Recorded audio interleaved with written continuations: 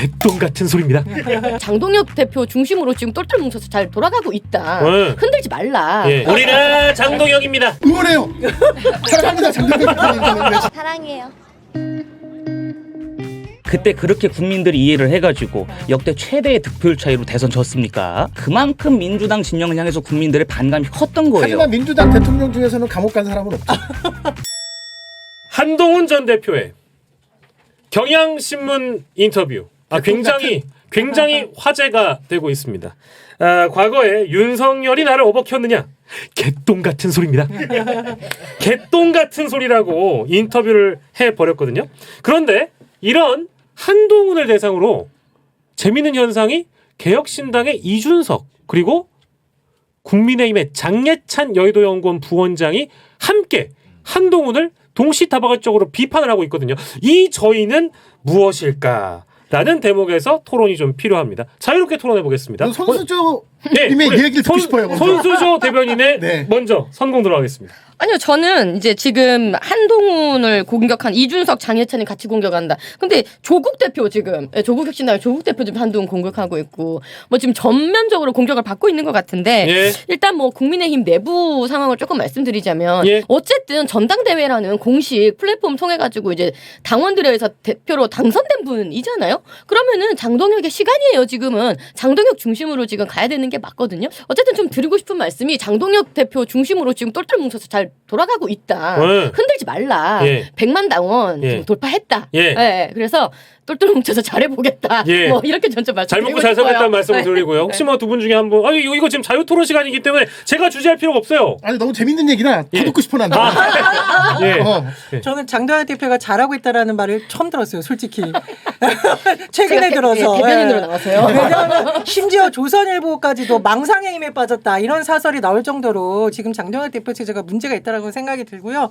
장동혁 대표가 뭐 당 간판 바꾸겠다라는데 솔직히 말하면 대표해야 될 지금 국민의힘이 바꿔야 될 것은 당 간판이 아니라 장동혁 대표다. 이 말씀을 꼭 드리고 싶습니다. 우리가 장동혁입니다. 우리가 장동혁입니다. 저는 같은 편이지만 이 얘기에 반대합니다. 그래요? 계속 있어야 돼요? 저는 장동혁 대표님이 되게 오래 했으면 좋겠어요. 그냥 뭐 그 이유에 대해서 얘기는 안 하겠지만 아무튼 그분이 되게 오랫동안 저는 대표를 하기를 진짜 바랍니다. 지금 응원해요. 사랑합니다. 장동혁 대표님. 네, 진짜로. 네. 그러니까 제가 보기엔 이런 겁니다. 지금 국민의힘과 보수 진영이 굉장히 소수입니다. 이랬던 적이 없을 만큼 소수로 지금 전락을 한 상황에서 과연 한동훈 전 대표를 이토록 무참히 공격하는 것이 어떠한 도움이 되냐라는 생각을 저는 근본적으로 해야 된다고 생각합니다. 한동훈 전 대표가 뭐 당내부를 향해서 총질을 하셨다 이런 말씀 하셨는데요.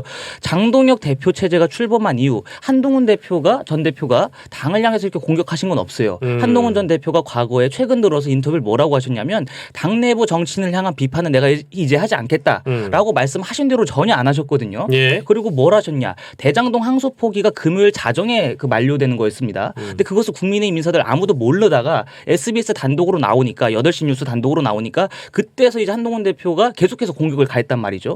그러한 것들로 미루어 짐작했을 적에 과연 지금 당 내부를 향해서 비판하는 것이 누구냐. 당의 분열을 획책하고 있는 것이 누구인지를 우리가 근본적으로 고민할 시점이 됐다. 지금 우리가 다 같이 힘을 똘똘 뭉쳐서 거대 민주당의 폭정에 맞서서 싸우기도 시간이 없는데 지금 당 내부의 이런 단일 대우를 해칠 만한 언행을 하는 것이 전 온당하냐라는 물음을 좀 드리고 싶고 장동혁 대표께서도 최근 들어서 장외 집회를 통해서 계속 뭐라고 말씀하셨습니까? 우리가 똘똘 뭉치지 못했기 때문에 정권을 헌납했다. 우리가 단결과 단합이 되지 않았기 때문에 지금 어려운 상황을 맞이하고 있다. 이런 말씀하셨어요. 근데 그 범주 안에 과연 한동훈 전 대표가 포함이 되면 안 되느냐? 전 그것도 묻고 싶습니다. 한동훈 전 대표는 분명히 직전 당대표였습니다. 그리고 지난 대선 경선에서 결선까지 올라간 2위, 최종 2위 후보까지 올라가신 분이에요. 그런 분에 대해서 개인적으로 감정이 안 좋으신 건 알겠습니다만은 장동혁 대표께서 추구하고 계시는 당의 단합, 단결, 단일 대우를 위해서라도 지금 힘을 합칠 때라고 저는 봅니다. 한동훈 전 대표 입장에서는 윤석열 전 대통령이 총살 얘기까지 나왔는데 조금 이 윤호개인을 외치는 장동혁 대표에 대해서 그런 얘기를 좀 할 수도 있지 않을까요? 그냥 감정이 안 될 수 있단 감정이 안 말씀이시죠? 될 수 있지 않을까요? 글쎄요, 뭐 여러 가지 얘기 당에서 나올 수 있다고 생각을 해요. 그리고 그것이 뭐 정당이니까요. 근데 기본적으로 어떻게 보면 저는 그 정당이 여러 가지 이제 뭐 민주주의도 있겠지만 무리의 일이지 않습니까? 그 무리, 우리 당 안의 어떤 가치관이나 정체성 확립하는 문제는 저는 굉장히 중요하다고 생각합니다. 그래서 뭐 지금 와가지고 한동훈 대표가 지금 뭔가 내부 총질을 한다고 아무도 얘기하지 않았어요. 지금 당무감사회에서 열리는 것은 당내의 여론 조작 문제, 명의 도용 문제, 이 당원 게시판 문제를 들여다보는 것이지 지금 뭐 내부 총질을 했다는 것을 가지고 감사하는 것은 전혀 아니라 말씀 좀 드리고 혹시 싶습니다. 그분은요? 김종학 그러니까 그 전에 의원이 있었던 일인 거잖아요. 네. 그러니까 묵혀왔던 내부의 감사를 지금 하는 것이지. 예, 지금 와서 그 뭐 그거에 대해서 그분 당원권 내부 정지 총질을 2년 한다. 권유에 대한 이야기가 나오는데 사실인지는 몰라요. 그냥 그렇게 기사가 나오는데 네. 그거에 대해서는 그러면 합당하다고 보세요? 일단 당무감사에서 네. 당무감사에서 나온 거고 이제 이게 윤리위로 이제 넘어가겠죠. 네, 네. 그래서 윤리위에서 판단을 하겠지만 뭐 당원의 마음을 아프게 한 거는 사실이잖아요. 뭐 당 그 2년. 한 줌의 제가 말하는 당원 건 2년. 뭐 글쎄요, 그걸 제가 판단할 문제는 전 아니라고 생각을 합니다. 예. 궁금한데, 그 여상원 전 윤리위원장이 조선일보랑 이렇게 인터뷰를 했습니다. 정당이 말을 가지고 처벌하면 히틀러로 똘똘 뭉친 나치당이다. 그게 잘못된 프레임이라는 거예요. 그러니까 저는 누가 이렇게 말 보는 가지고 거예요. 했습니까? 그러니까 예. 한동훈 씨에 대해서 비판적이었던 인물로 지금 알려져 있다라는 거예요. 그러니까 당무 게시판에 있어서 뭐 정보도용이라든가 이런 걸 가지고 처벌할 수 있는데 그 시점이라는 것이 지금 딱 장동혁 대표가 외부에서 공격을 받으니까 시선 분산용으로 똘똘 뭉쳐야 된다. 소위 이틀막 신호를 주는 거 아니냐 이런 해석이 나오고 있는 거고 두 번째로 수위를 말씀을 지금 하셨잖아요. 저는 이 부분 굉장히 동일합니다. 그동안 국민의힘에서 당내 이견을 내거나 대통령에게 각을 세운 사람들한테 경고하거나 토론하는 걸 저는 사실 굉장히 많이 봤어요. 한나라당 때도 토론했어요. 그러나 이준석처럼 당에서 쫓아내거나 이렇게 차원에서 집단 린치하듯이 처벌을 하는 것은 제가 보기에는 좀 그때 역행하는 비대위원이 거다. 앞장섰던 비대위원이 김종혁이에요. 어. 그때 앞장섰던 이제 비대위원이 그래요? 김종혁 비대위원이고 이준석 어. 보고 가처분 신청하지 말라 그랬어요. 아, 당에 그래요? 상처를 냈으니까 가처분 신청하지 말라고 했던 게 김종혁 아, 비대위원이에요. 그래요? 전반적으로 야. 다 이상하군요. 그러네. 아니 그렇다 비대위 자체가 좀 다 그렇다기보다는 왔다 갔다 하는군요. 아니 왜냐하면 근데 그건 민주당도 마찬가지인 게 뭐 조금밖에 뭐 이렇게 뭐 소장파들 있었잖아요. 뭐 비명 행사 이러면서 뭐 다 잘라내고 그러니까 이거는 현실 정치의 영역이 좀 있는 거예요. 그래서 그걸 가지고 뭐 너네 당은 너무 원래 이상했다 이렇게 하는 것은 너무 이제 조금 많이 간 것 같고 어쨌든 지금의 우리가 당무감사회에서 들여다보는 문제는 이 당내의 여론 조작이 굉장히 지금 문제가 됐고 그것이 명의 도용으로까지 이어지기 때문에 이거는 법적인 문제가 지금 있는 부분이에요. 그걸 들여다본다 말씀드리고 싶습니다. 예, 그래서 뭐 이제 당원권 정지 2년 권고에 대해서는 따로 우리 손 대변인이 판단을 안 하실 텐데 이제 그 과거에 있었던 그런 언행들이 당에 상처를 많이 준 건 사실이다. 그런 말씀이시죠? 네, 맞습니다. 예, 알겠습니다. 저희 이제 신조 대변인. 근데 가야 되는데 가셔야 돼요? 아니 우리 신조 대변인 갈 건데 네. 저희가 마지막으로 네. 이거는 꼭 손수조 대변인께 듣고 보내드려야 네, 돼요. 이준석 얘기인가요? 아닙니다. 네. 저희 마지막으로 해야 되는 누구냐니까요. 얘기는 국민의힘에서요. 당명 교체를 검토하고 있습니다.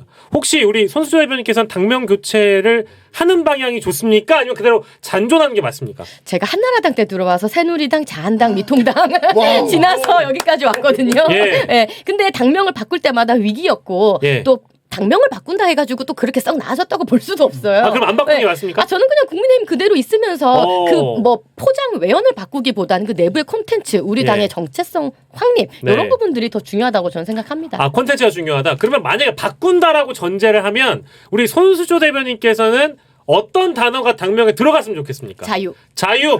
그러면 우리 신조 대변인께서는 어떻게 생각하세요? 당명 교체. 예, 당명 교체. 저도 손수조 대변인님하고 똑같은 생각입니다. 네. 우리가 그 식당 있잖아요. 네. 식당에서 간판만 바꾼다고 소비자들이 안 갑니다.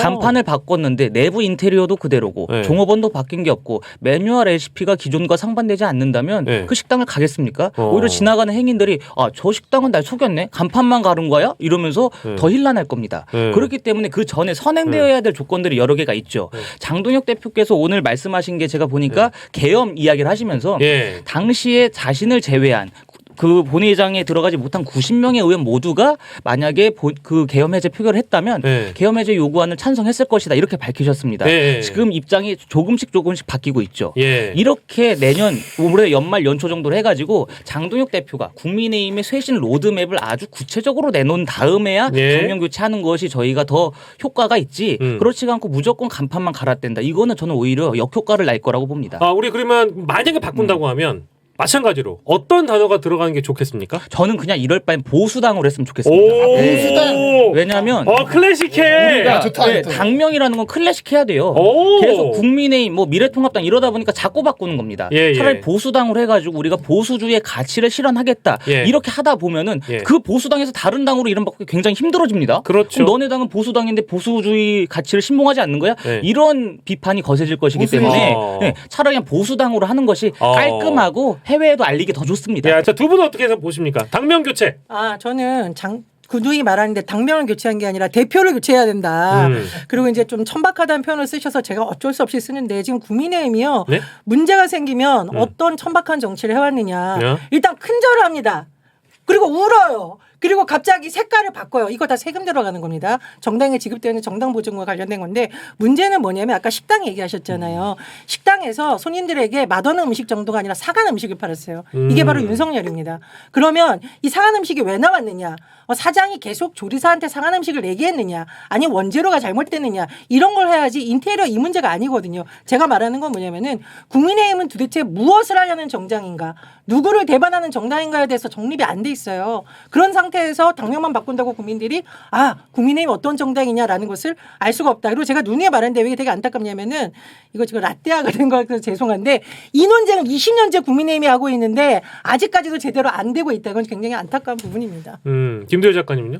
전 당명은 뭐 바꾸셔도 되고 안 바꾸셔도 되고 바꾼다면 어떤 이름을 바꿀지 개인적으로 궁금하고. 그냥 장동혁 대표님만 거기 계시면 됩니다. 네, 전 장동혁 대표님만 있으면 된다는 저는. 오로지. 네. 오로지. 근데 제가 당 색깔 지금 말씀한 저도 그 전 원장님이랑 입장이 비슷한 것이 많습니다. 네네네. 공감 가는 이야기가 많은데 당 색깔 바꾼 게 민주당이 훨씬 많아요. 저희는요 한나라당에서 새누리당으로 바꾸면서 파란색에서 빨간색 한 번 바꿨거든요. 근데 민주당 보십시오. 열린우리당에서 대통합민주신당, 예. 노란색에서 주황색 바꿨죠. 예. 그리고 대통합민주신당 망하고 통합민주당 가면서 노란색 또 바꿨죠. 예. 그러고 나서 또 다시 다음으로 가면서 새천년 민주 나오면서 또 파란색으로 또 바꿉니다. 예. 당 색깔 자체를 바꾼 거는 민주당이 더 많다. 왜냐면 민주당의 당 색깔을 바꾸는 거는요 범시위사회란당과 통합 과정을 거쳤기 때문이에요. 그러니까 작은 정당에서 더 많은 세력이 들어오면서 이것을 다 끌어안기 위해서 기존에 있는 당색을 고집하지 않겠다라는 말을 제가 드리는 거고요.